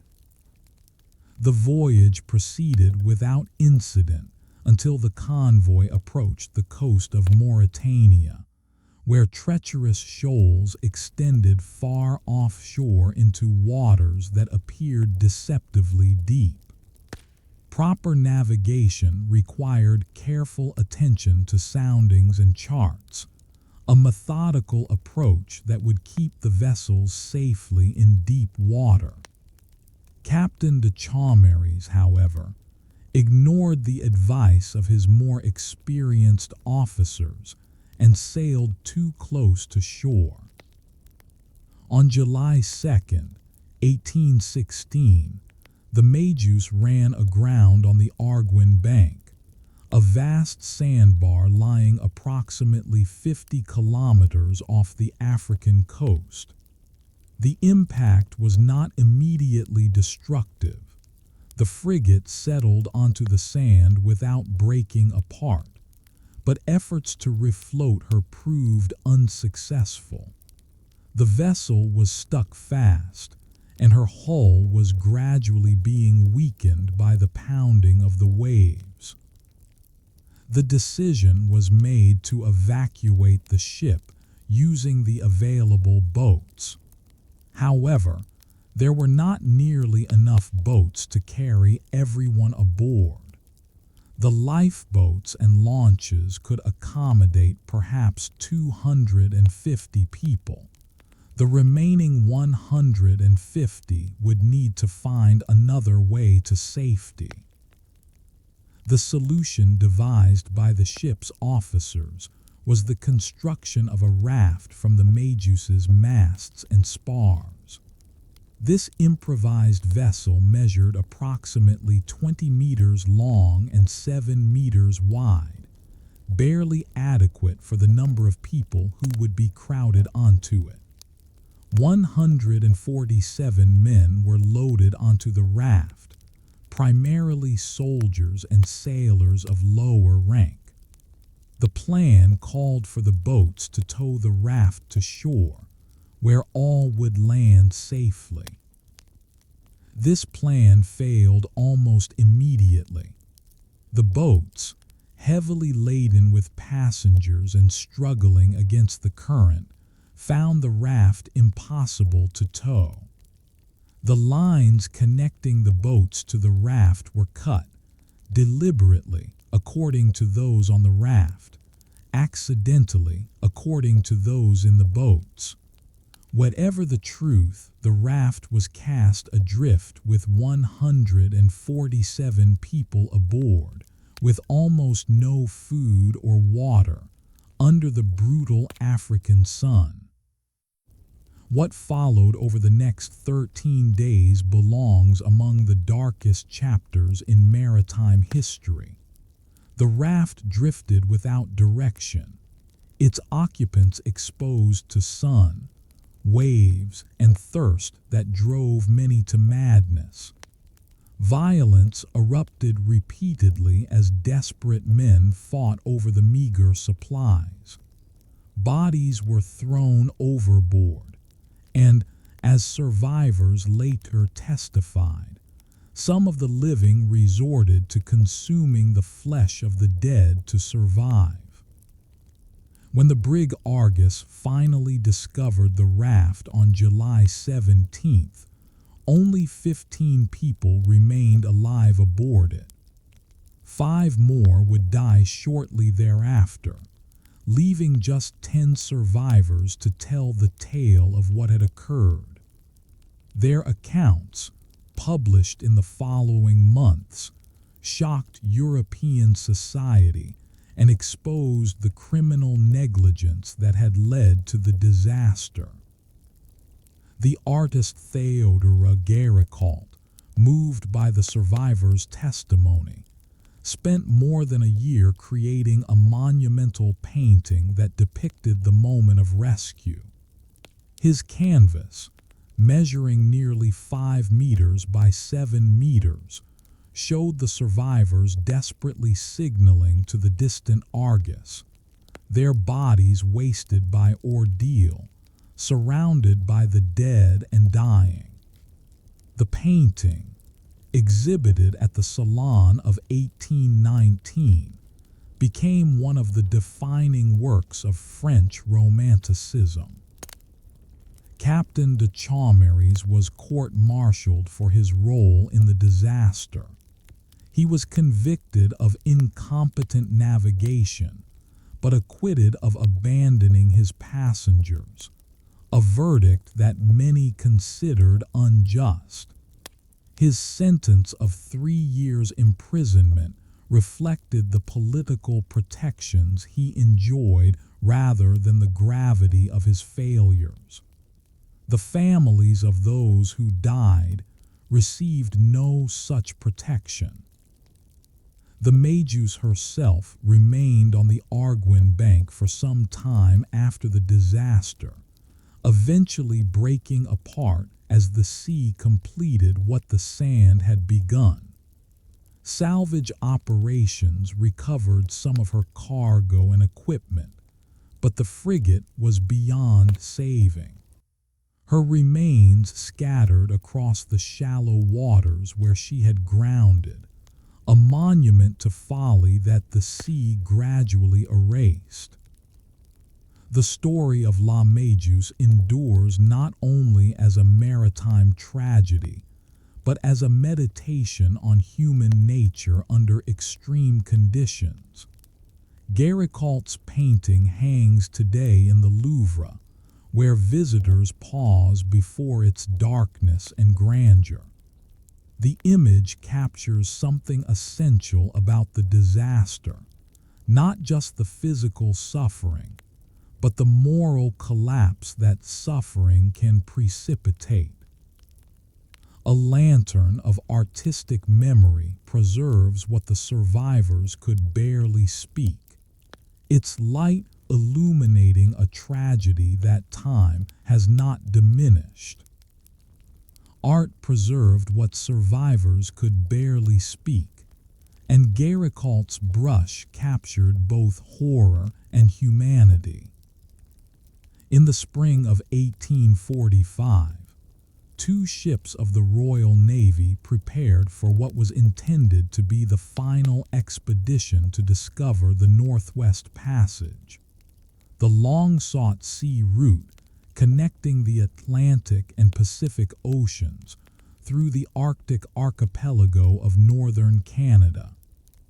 HMS Erebus and HMS Terror were bomb vessels, strongly built ships designed to withstand the recoil of heavy mortars, now reinforced further to resist the crushing pressure of polar ice. The expedition was commanded by Sir John Franklin, a veteran Arctic explorer whose previous journeys had brought him fame and honor. Franklin was 60 years old, perhaps too elderly for the rigors of polar exploration, but his experience and reputation made him the Admiralty's choice to lead this ambitious venture. The 2 ships carried 129 officers and men, provisioned for 3 years, equipped with the latest technology, and confident in their mission. Erebus and Terror departed from Greenhithe on the Thames in May of 1845, sailing northward through the Atlantic toward the Davis Strait. They were last seen by European eyes in late July, moored near Baffin Island and waiting for the ice to clear. Whalers who encountered them reported the crews in good spirits, eager to proceed westward into the unknown channels of the Arctic. Then silence descended. No word came back from the expedition during the winter of 1845 and 1846. No message arrived in the following summer, when the ships might have been expected to emerge from the western end of the passage or return to report their progress. The silence continued through 1847 and into 1848. Concern grew in England, and the first of what would become dozens of rescue expeditions was dispatched. What happened to Franklin and his men unfolded over the following years of searching and discovery. The rescuers found traces, abandoned camps, scattered equipment, and, most chillingly, the graves of 3 crew members who had died during the first winter. They found messages in stone cairns, fragmentary communications that told part of the story. And they encountered Inuit peoples who had observed the expedition's final months, preserving oral histories that would prove essential to understanding the disaster. The ships had become trapped in the ice near King William Island in September of 1846. This was not unusual. Polar expeditions often wintered in the ice, waiting for the summer thaw to release them. But the summer of 1847 brought no thaw. The ice remained locked around Erebus and Terror for a second winter, and conditions aboard deteriorated rapidly. Franklin himself died in June of 1847, his cause of death unrecorded. By the following spring, the survivors had abandoned the ships, attempting to march southward toward a Hudson's Bay Company trading post that lay over 1,000 kilometers distant. They dragged sledges loaded with supplies, navigation equipment, and personal effects across the frozen landscape, their strength failing as they went. None of them reached safety. The last survivors perished sometime in 1848, their bodies scattered across King William Island and the Adelaide Peninsula. Inuit testimony described encountering groups of exhausted men, some dying as they walked, others too weak to continue. The archaeological evidence recovered over subsequent decades confirmed the extreme desperation of their final days. Modern analysis has revealed additional dimensions to the tragedy. The expeditions preserved food, stored in lead-soldered tins, may have poisoned the men gradually, contributing to the confusion and weakness that hindered their survival efforts. Evidence of cannibalism among the remains indicates that some resorted to the most extreme measures to prolong their lives. The combination of lead poisoning, starvation, scurvy, and exposure created conditions from which no amount of determination could rescue them. The ships themselves remained lost for over a century and a half. Erebus was discovered in September of 2014, resting on the seabed in the eastern portion of Queen Maud Gulf. Terror was found 2 years later, in September of 2016, in remarkable condition in Terror Bay. The discoveries were made possible by modern sonar technology, and by the incorporation of Inuit oral histories into the search process. The same oral histories that earlier searchers had often dismissed. The wrecks have yielded artifacts that illuminate both the grandeur and the tragedy of the expedition. Plates bearing the officers' crests, scientific instruments, personal effects, and ship's equipment have been recovered and preserved. The vessels themselves, protected by the cold Arctic waters, remain largely intact time capsules of a Victorian ambition that exceeded the limits of what technology and human endurance could achieve.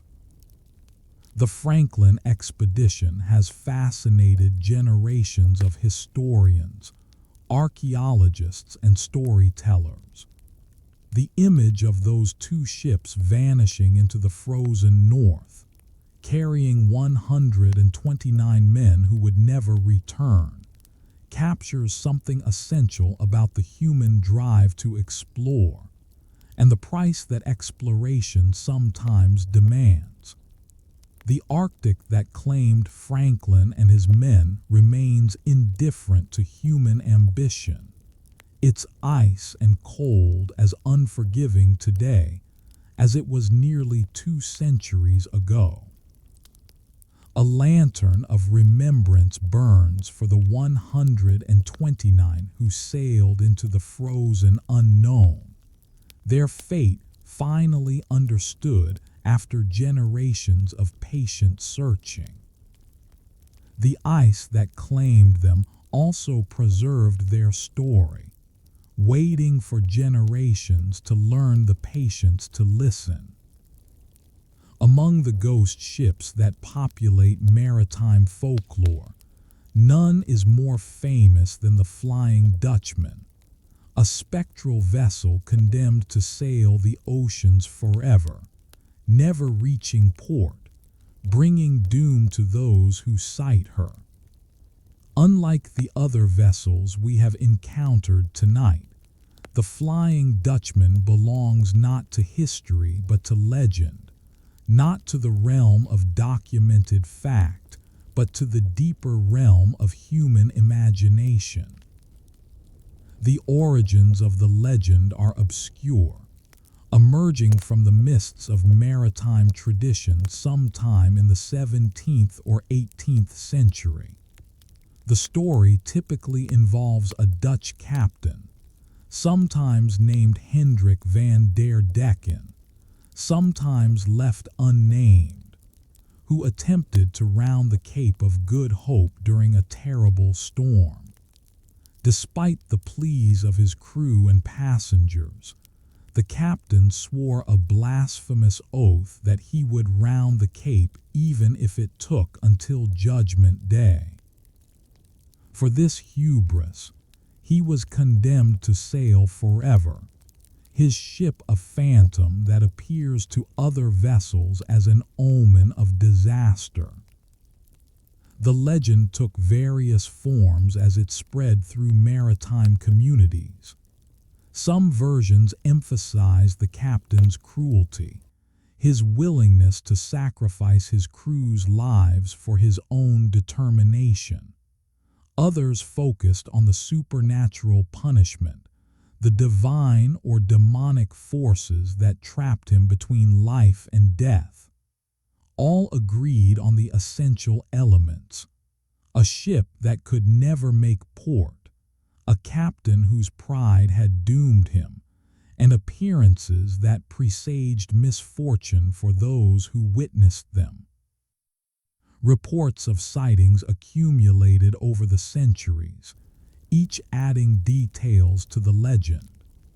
Sailors claim to have seen a ghost ship in the vicinity of the Cape of Good Hope, her sails set and her bow turned into winds that did not touch her. Some reported hearing voices or music drifting across the water, sounds that vanished when they listened closely. The appearances were often associated with storms or rough weather, reinforcing the connection between the Flying Dutchman and the dangers of the sea. One of the most famous reported sightings came in 1881, when the future King George V, then a young midshipman serving aboard HMS Bacchante, recorded an encounter in his diary. The prince and other crew members described seeing a strange red light and the appearance of a phantom vessel. A lookout who had first sighted the apparition fell from the masthead and died later that day, a detail that subsequent tellers would emphasize as evidence of the curse. The legend inspired works of art across multiple media. Richard Wagner's opera Der Fliegende Holländer, first performed in 1843, dramatized the story with characteristic grandeur, adding elements of romantic love and the possibility of redemption. Paintings, novels, and poems followed, each artist finding in the legend something that resonated with their own concerns about fate, ambition, and the relationship between humanity and the forces of nature. Why does the Flying Dutchman endure when so many other maritime legends have faded from memory? Perhaps because the story touches something fundamental in the human relationship with the sea. Sailors have always known that the ocean is greater than themselves, that its power exceeds their ability to control or predict. The Flying Dutchman gives form to this knowledge, embodying the consequences of forgetting one's place in the order of things. The legend also speaks to the isolation that defines life at sea. Mariners separated from land and loved ones for months at a time would naturally imagine what it might mean to be separated forever, to sail endlessly without the hope of homecoming. The Flying Dutchman represents the nightmare version of the sailor's life, all the loneliness and danger stripped of the compensating rewards of return and reunion. Modern scholars have attempted to explain sightings of the Flying Dutchman through natural phenomena. Fata Morgana mirages, created by temperature inversions over cold water, can produce images of ships that appear to float above the horizon or to possess unnatural characteristics. Lights observed at sea can behave strangely, reflected and refracted by atmospheric conditions in ways that defy ordinary experience. The ghost ship sighted by sailors through the centuries may have been nothing more than illusion, but the illusion carried meaning that transcended its physical explanation. The Flying Dutchman belongs to a category of stories that cultures create to express truths they cannot articulate directly. The legend addresses pride and its consequences, isolation and its terrors, the boundary between life and death. These themes resonate across centuries and cultures because they speak to experiences that remain constant even as the surface of human life changes. Whether anyone ever sailed aboard a ship that became the Flying Dutchman, we cannot know. The legend may have grown from a specific incident, now lost to history, or it may have emerged from the collective imagination of generations of sailors. What matters is not the historical truth of the story, but its enduring power to express something essential about the human encounter with the sea. A lantern glows in the window of every ship that makes port safely, a small defiance of the darkness that the Flying Dutchman represents. Perhaps we need legends to remind us that the sea is greater than our understanding. We have traveled far together tonight, across oceans and centuries, gathering stories of vessels lost and found, of crews who vanished and mysteries that endure. From the manganese-laden holds of the USS Cyclops to the frozen decks of HMS Erebus, from the Mediterranean warmth surrounding the Bel Amica to the Antarctic ice that held the Terror, we have traced the paths of those who ventured upon the water and did not return. What patterns emerge from this tapestry of tragedy and mystery? What threads connect these disparate stories across their differences of time and place? First, and perhaps most fundamentally, we encounter the ocean itself, vast, powerful, and ultimately indifferent to human ambition.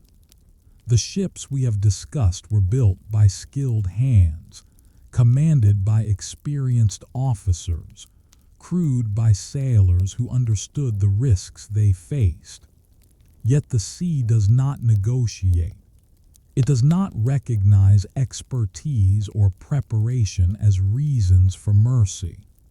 The waters that carried these vessels also claimed them, without warning and often without explanation.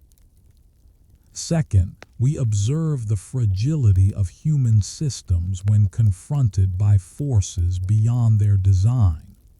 The Derbyshire's hatch covers, engineered to withstand heavy weather, failed when tested by Typhoon Orchid. The El Faro's aged structure could not resist Hurricane Joaquin. The Stellar Daisy's converted hull gave way without warning. Each tragedy reveals the gap between what we believe our technology can accomplish and what it can actually endure. Third, we recognize the role of human decision in shaping outcomes that might have been different. Captain de Chalmeres sailed the Magus onto the Arguin bank through ignorance and arrogance. Captain Schettino brought the Costa Concordia too close to Giglio's rocks to perform a salute. Captain Davidson held the El Faro on course toward a hurricane he could have avoided. These choices, made in moments of confidence or carelessness, cascaded into disasters that claimed hundreds of lives. Yet we also find courage amid the tragedy. Crew members who remained at their posts while their vessels foundered. Passengers who helped others reach lifeboats before thinking of themselves. Rescuers who risked their own lives to save strangers from the water. The sea tests not only our ships but our character, and in these stories we find examples of both failure and nobility under pressure. The mysteries that resist explanation, the Cyclops, the Flannan Isles Lighthouse, Flight 19, remind us that knowledge has limits. We cannot know everything that happens upon the ocean or in the sky above it. Some vessels will vanish without leaving traces we can read. Some crews will disappear without survivors to tell their stories. This uncertainty is not a failure of our methods, but a condition of the world we inhabit. Finally, we observe how communities respond to maritime loss. The memorials, the songs, the paintings, the continued searches for wrecks that lie in deep water, all these represent efforts to honor those who were lost and to ensure that they are not forgotten. The bell of the Edmund Fitzgerald rings each November. The painting of the Magus hangs in the Louvre. The graves on King William Island mark where Franklin's men finally rested. These acts of remembrance bind the living to the dead and give meaning to losses that might otherwise seem only cruel and random. The sea remembers everything, even what we have forgotten. In its depths lie the remains of vessels beyond counting, each one a story that we may never fully recover. Tonight we have gathered a few of these stories, knowing that many more remain untold. Perhaps this is enough to pause, to remember, to acknowledge the courage and vulnerability of those who have sailed before us. A lantern burns for all who venture upon the water, its light a symbol of hope and a pledge that they will not be forgotten. In every story, we find the same truth.